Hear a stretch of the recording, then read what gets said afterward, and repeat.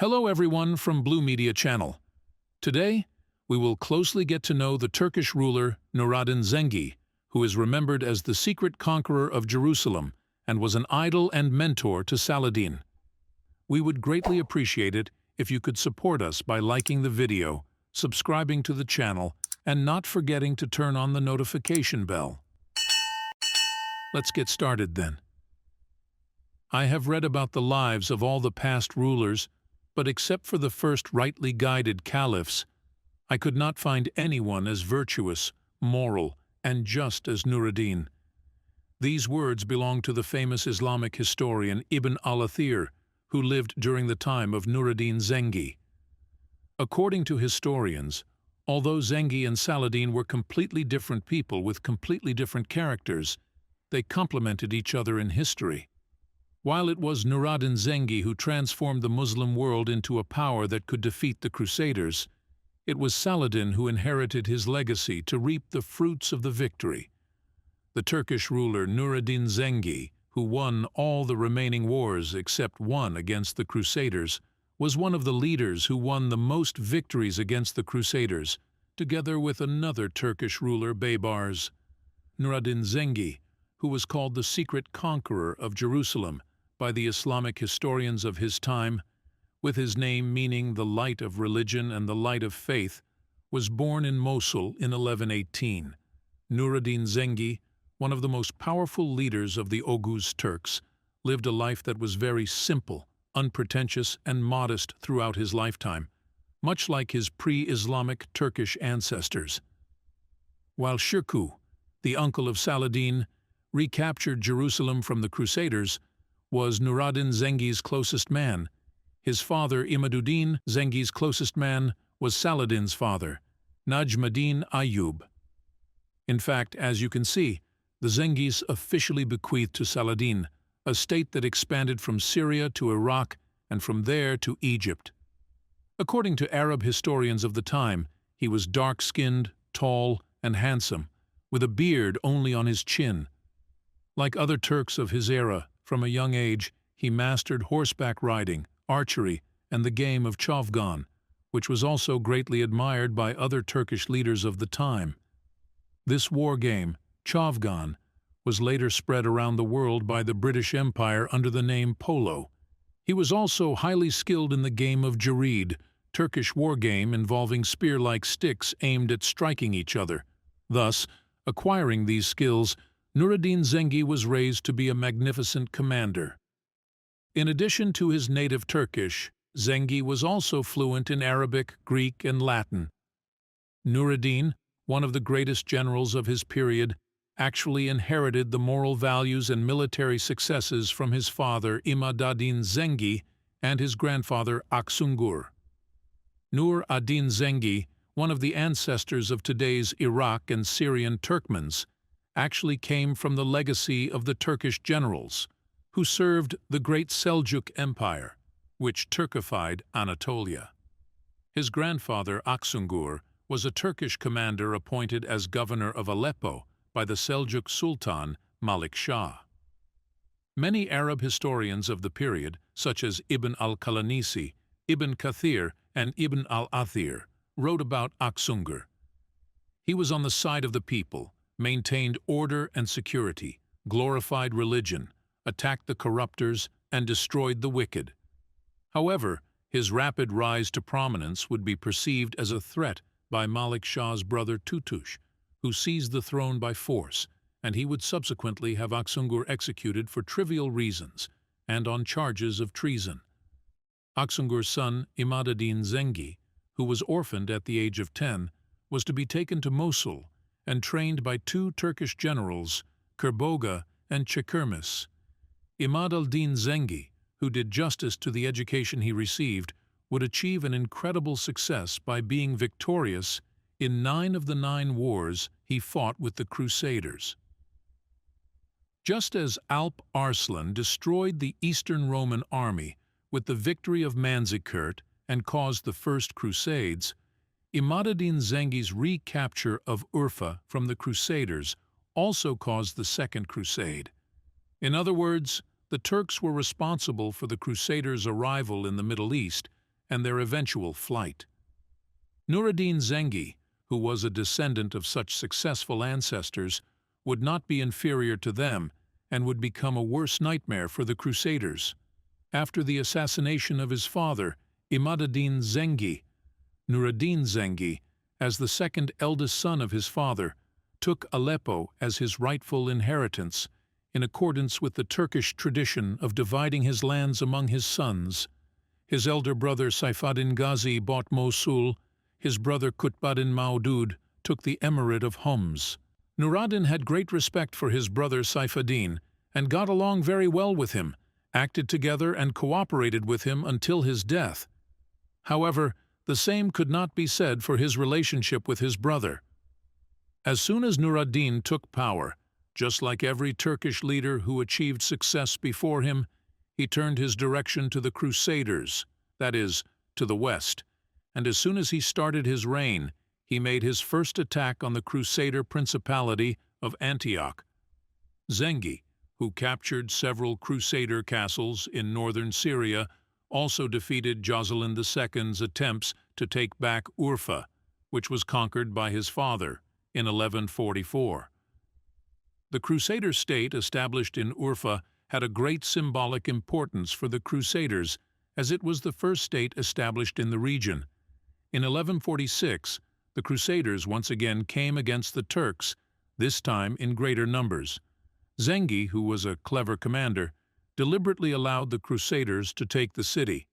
But despite this, the Crusaders did not succeed in taking the city's castle from the Turks.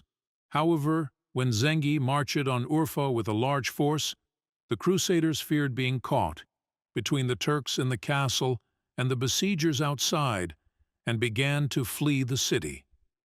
Thus, when the Crusaders ventured out, Zengi's troops captured them, and the French leader of the Crusaders, Baldwin, was slain on the spot.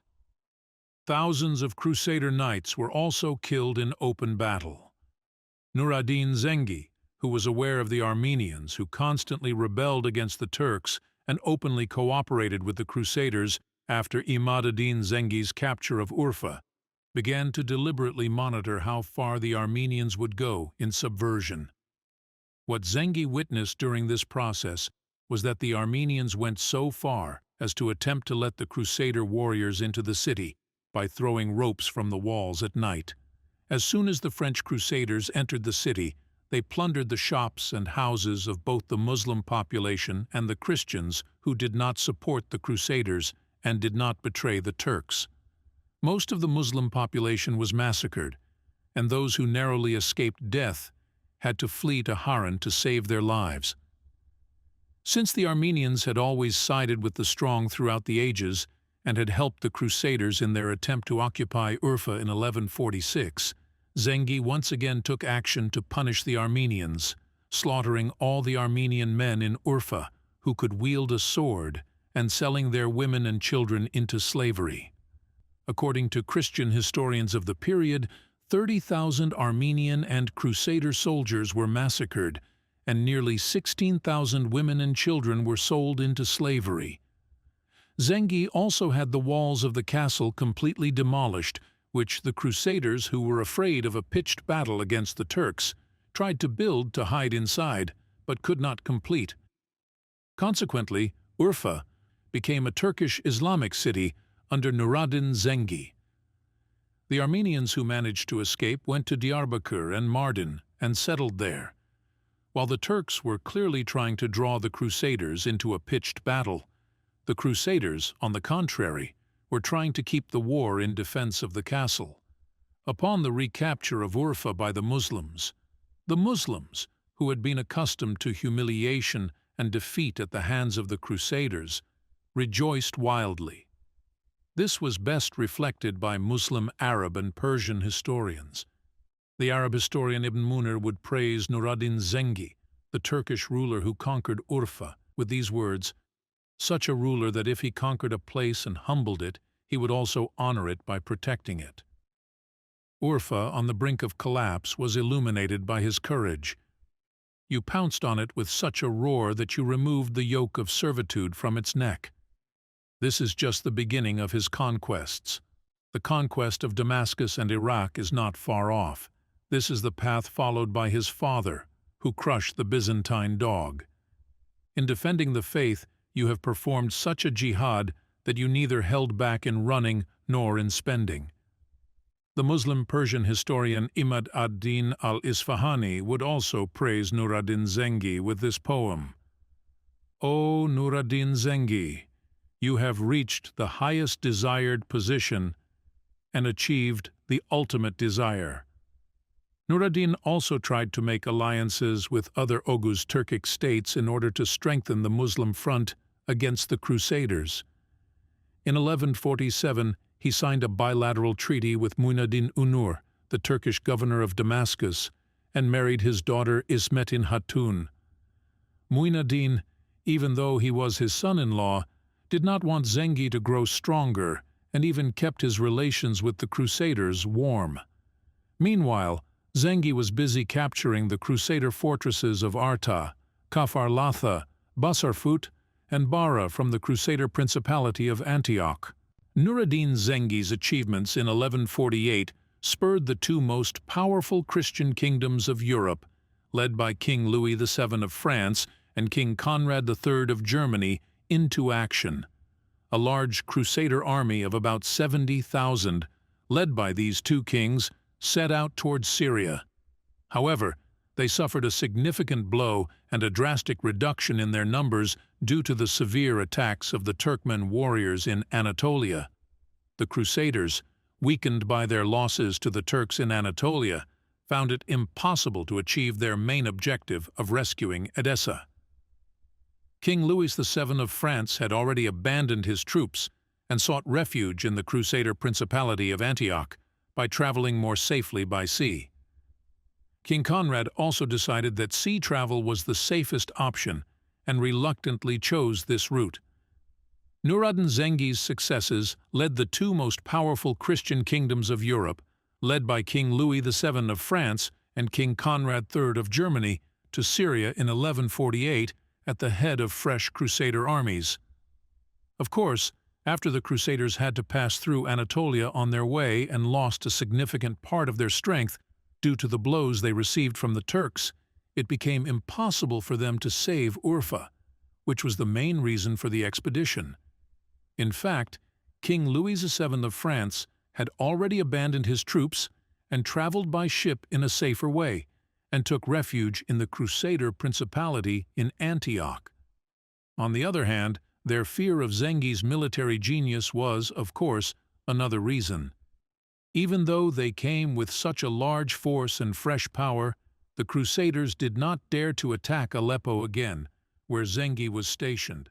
Aleppo was too far from Jerusalem, the main base of the Crusaders, so they decided to attack the close of Damascus instead.